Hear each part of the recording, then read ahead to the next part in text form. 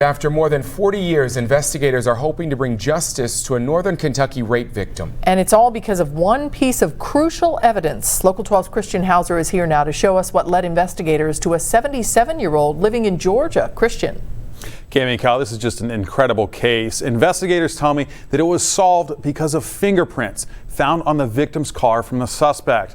At the time, there was no national database to check a print against, but when detectives searched the prints again, they came up with a match: Michael Dean Tate. The attack happened in a quiet neighborhood off Dixie Highway and across from Covington Catholic High School in Park Hills.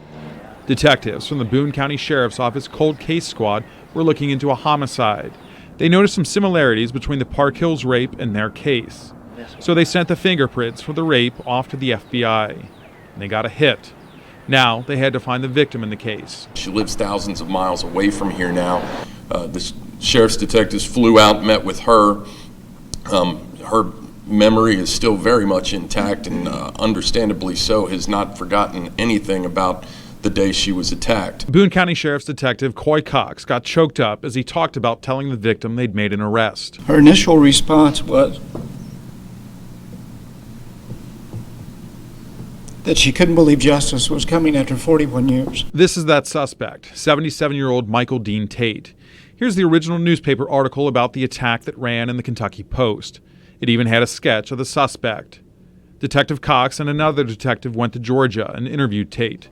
They say he admitted to the attack during their interview. The two hope their work can bring some closure to this victim. She's been serving a sentence for 41 years now and lived it every day. And hopefully she will be able to start healing from that. Investigators tell me that Tate never actually lived in the area, but his work brought him through the Cincinnati and Northern Kentucky area. They also wouldn't say whether they think that he's involved in the original homicide that sparked this whole investigation, but they do say that more charges and more cases could be solved because of this. Cami, we'll update you as soon as we know more.